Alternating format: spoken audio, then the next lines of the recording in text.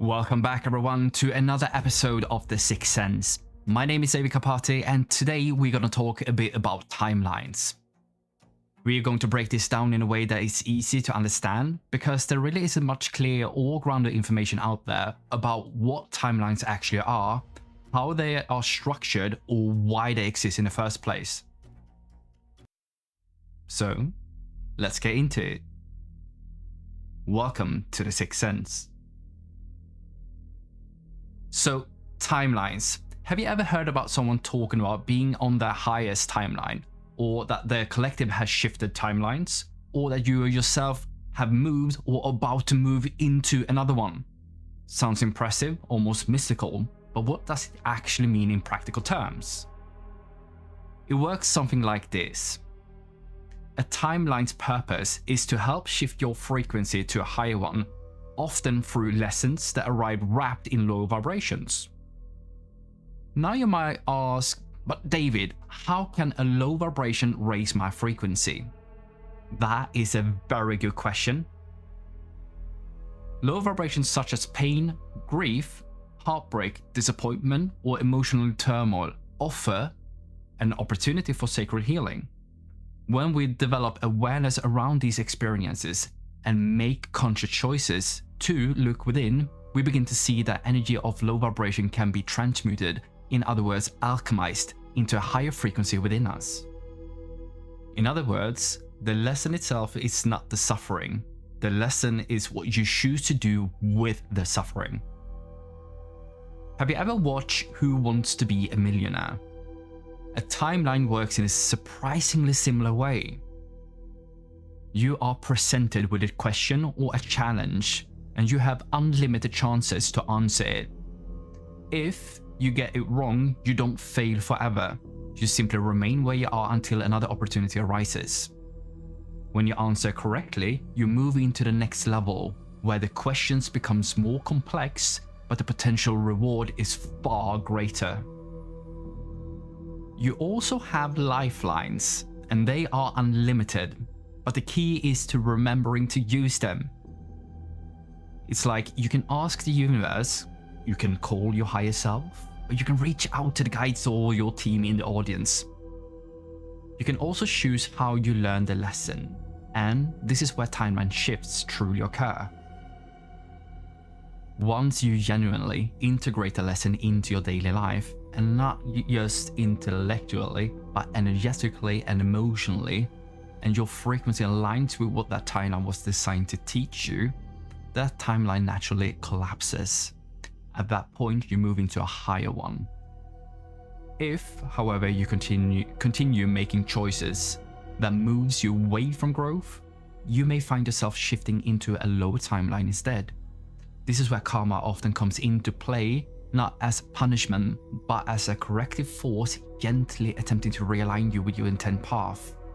Because in the end, it always comes down to a choice.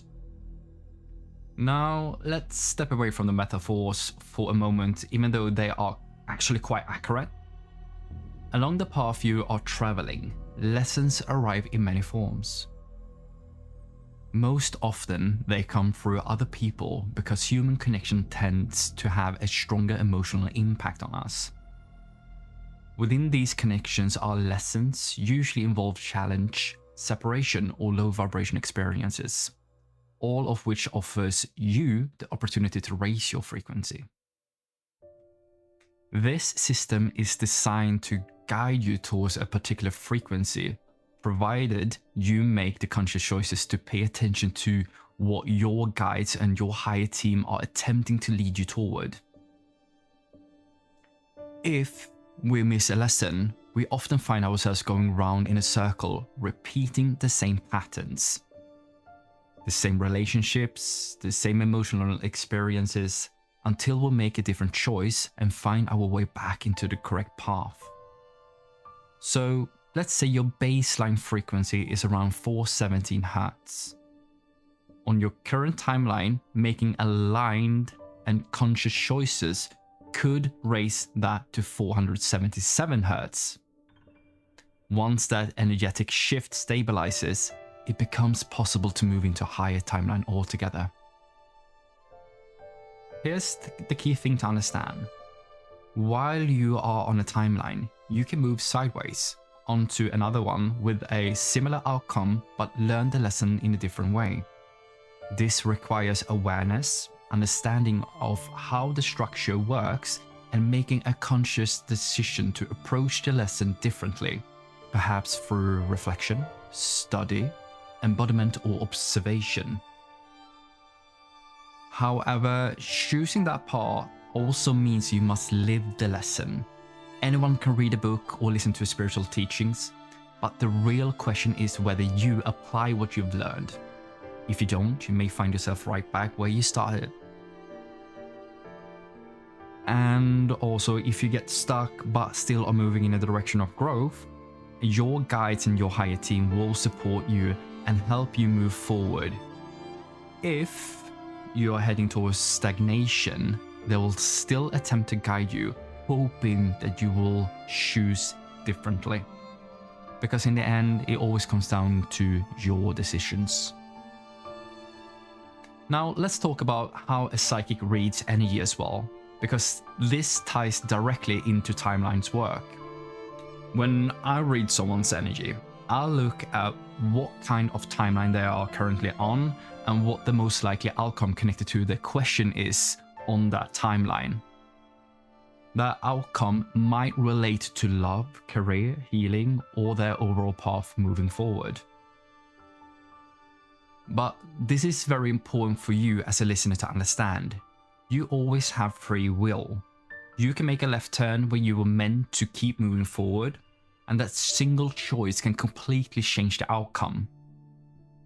This is something many readers are cautious about. And it's also why some avoid certain types of readings altogether, such as pregnancy, finances, love. Because free will means nothing is ever fixed. Because of this, I don't rely on timelines alone. Timelines show probability, not destiny. So when I read, I also move into what I refer as realms, also what other people call dimensions. For me, that includes the galactic realm, angelic realm, the valley of dragons, or the underworld. Each of these spaces holds different types of informations, and together they'll help form a clear picture. I also communicate with what I call the communicator of your team, as well as your higher self. This allows me to cross-reference the information I received, so I can understand not just what's likely to happen, but what outcome is most aligned with your highest potential. That's how I aim to deliver information that is as accurate, grounded, and supportive as possible. However, this is also where honesty matters.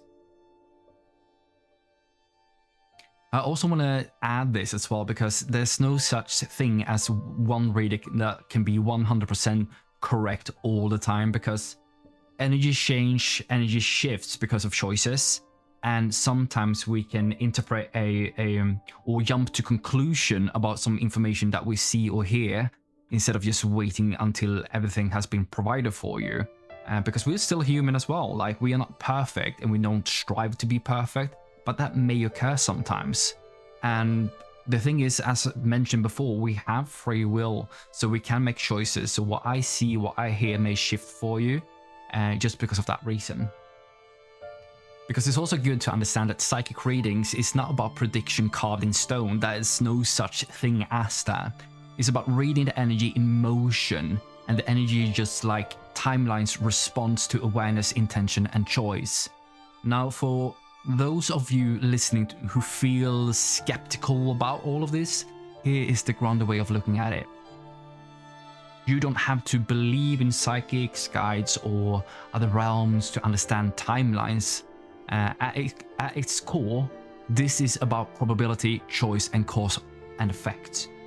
Every decision you make creates a direction, like a ripple effect. When you consistently choose growth, reflection, and awareness, your lives tend to move towards more aligned outcomes. When you repeat the same pattern, you often experience the same results. That's not mysticism, that's observable behavior.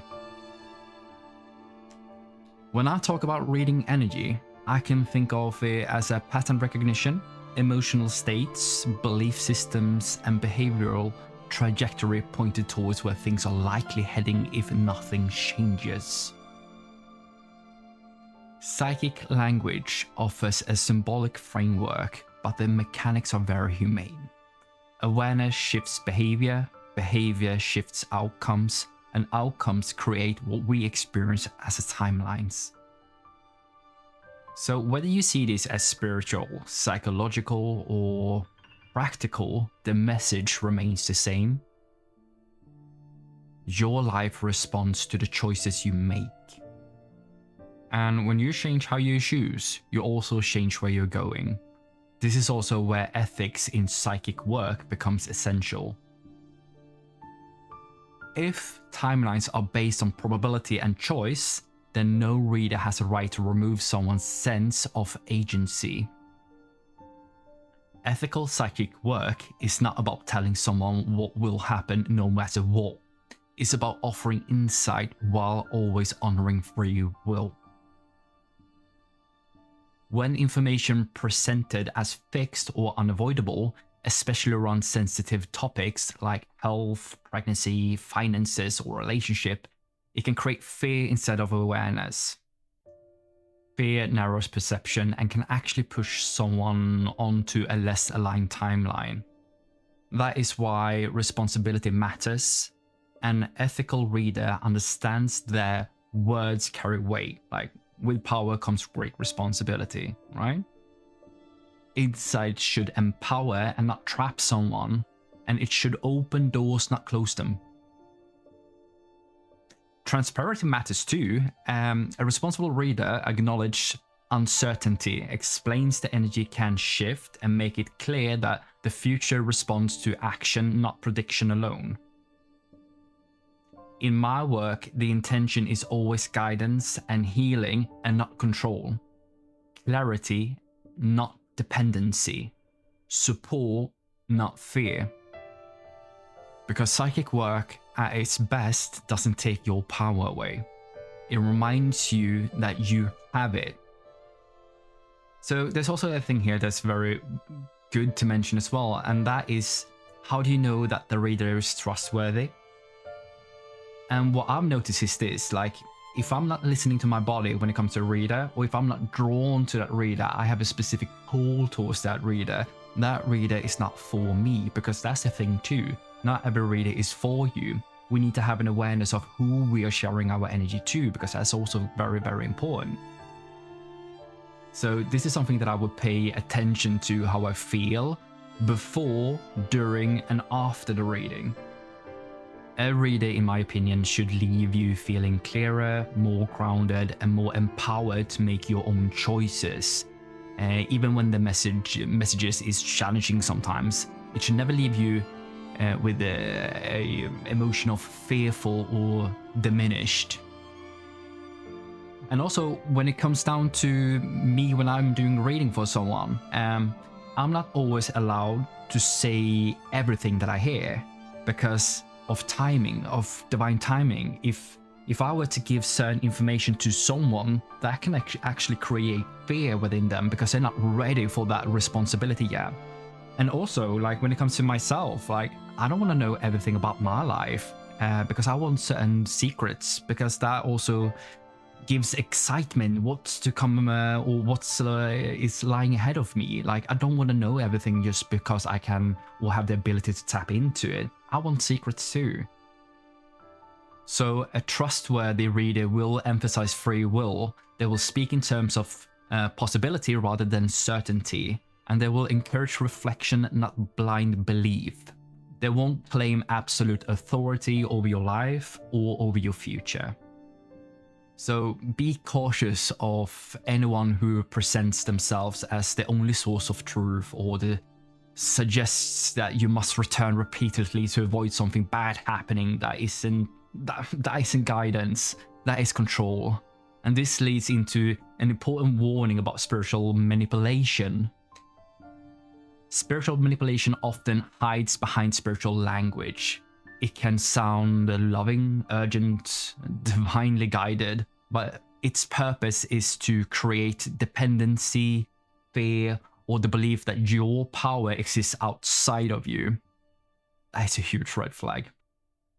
And it includes fear-based predictions, claims of curses, and blocks only they can remove or presume to act quickly. True spiritual guidance does the opposite. It reminds you that you have access to your own intuition, your own higher self, and your own inner authority. A real reader doesn't try to keep you small. They will help you remember who you are. And if something ever feels off, confusing, or heavy, trust that feeling. Discernment is not skepticism, it's wisdom. So in just a short moment, I'm going to do a collective reading as well. But before we close this topic, I want to leave you with this. Okay, so timelines, psychic insight, and spiritual guidance are not about giving your power away. They are about helping you see more clearly so you can choose more consciously. No matter how intuitive, gifted, or experienced a reader may be, your life is still yours. Your choices matters. Your awareness matters, and your intuition matters more than anyone else's opinion about your path. Ethical spiritual work should never create fear, dependency, or the belief that someone else knows your future better than you do, because you have all the answers within yourself. It should support clarity, personal responsibility, and growth. So use discernment. Ask questions. Trust how things feel in your body and not just how they sound in words. Because the highest timeline is not something someone puts on you. It's something you build through awareness, integrity, and choice. And that the power has always been yours. And also, I want to add in as well, when it comes to someone expressing that you are on the highest timeline, it means that you are on the highest timeline so far. You can always go higher. There's no limitation when it comes to stuff like this. There's no such thing as you can never learn more thing. You have reached a particular limit. So this is it. This is where you're supposed to be. You now need to wait until the next life to go and expand beyond this. It doesn't work that way. So if you make the choices of wanting to learn more things about how the universe works, the mystery behind it, and how we can grow even higher and learn more things, and how we can expand our awareness around energy and how much deeper we can go down this rabbit hole, it's a choice. So if you want to go down that pathway, put that out into the ether so universe, your team, your guides, and everyone knows what you want so they can put you into the alignment of that path. Remember that. Now it's time to make a short collective reading. So today I actually received, just like 30 minutes ago, I received a new deck. It's the Mythos Tarot deck. So why not just use that deck today and do a short collective reading to see where the collective is at today? Because since this morning, I've heard a lot about certain obstacles and stuff like that is being taken care of, or it's like the end now of everything that has been prepared up until this point, basically. So in February, we are stepping into the year of the Fire Horse. So there's still things that needs to be taken care of. Certain relationship that is not supposed to last, you're not supposed to stay in them. There's separation taking place for a lot of people still.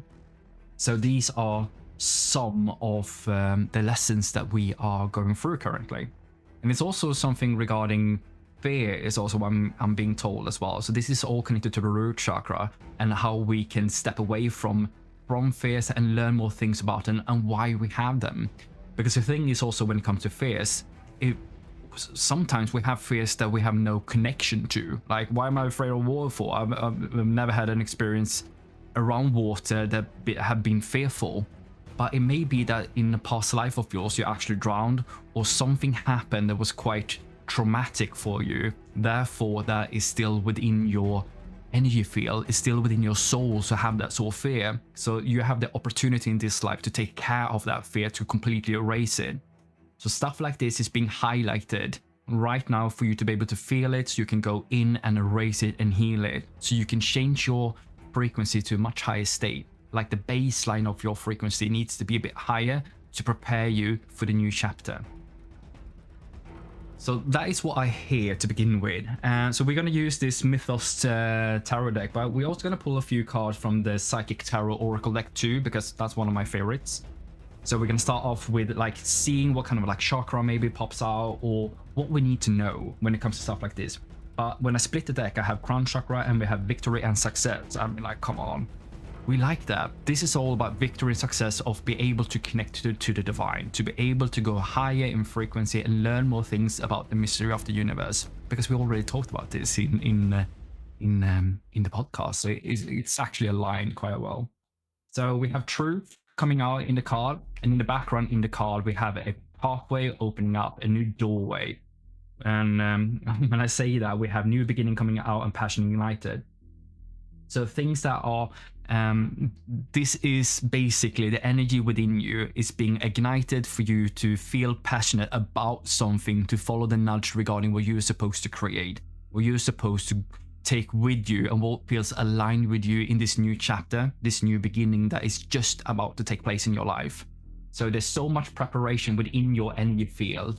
Like if you have certain things in your auric field, take care of it, erase it.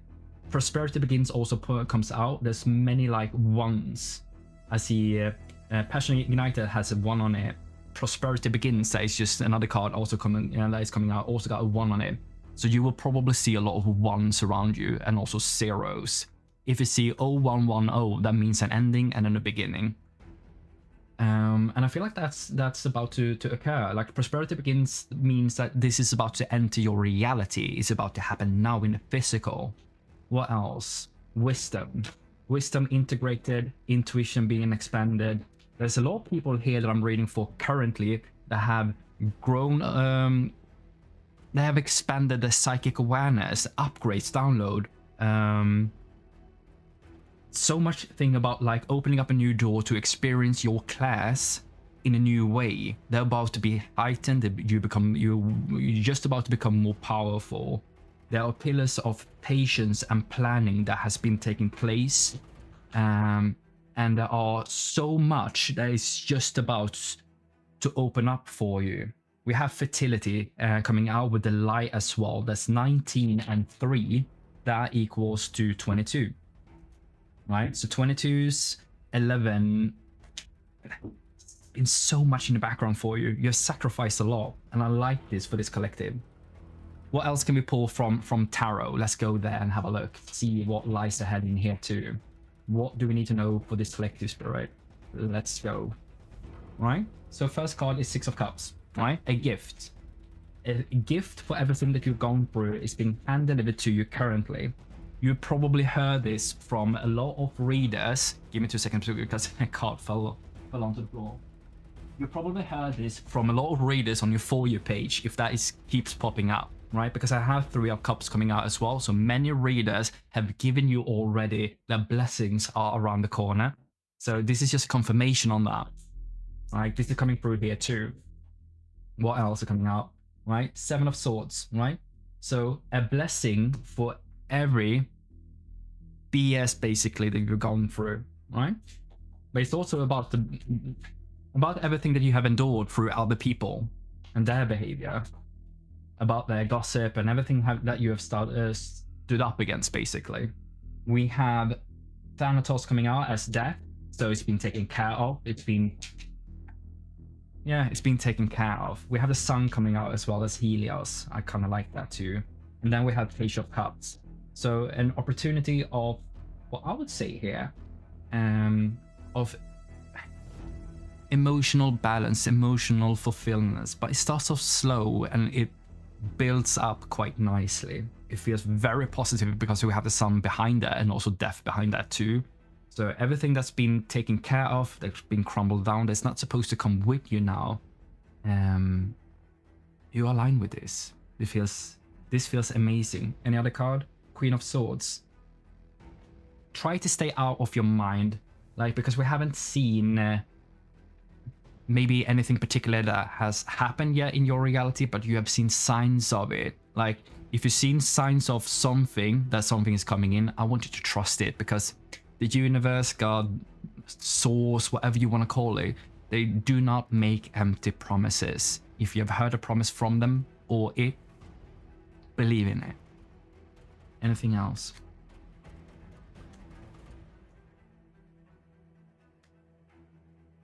It's judgment. So what I feel is some people that is listening, you want to be able to read a bit more. You want to have more clear sight, clear understanding. You want to be able to see more, hear more. You want to expand your class and your psychic abilities. And this is being granted. This is one of many, many gifts that is about to enter your reality. Justice is here for everything that you have endured. So that's what I got for you guys today. So I just want to say thank you. Thank you for staying throughout the entire episode, for listening. Thank you for spending this time with me on The Sixth Sense. And my name is David Kapati, and I'm the producer of this podcast. All the information is from me and my higher team to help you with all your questions of this so-called life and how it works. If you have any questions, leave them in the comment field down below, or if you want next episode to be about some particular topic, just let me know, send it in through an email or anything in that regard. I'll be happy to go into any kind of topics you want to. So thank you so much. Until the next time, stay curious, stay grounded, and trust your path.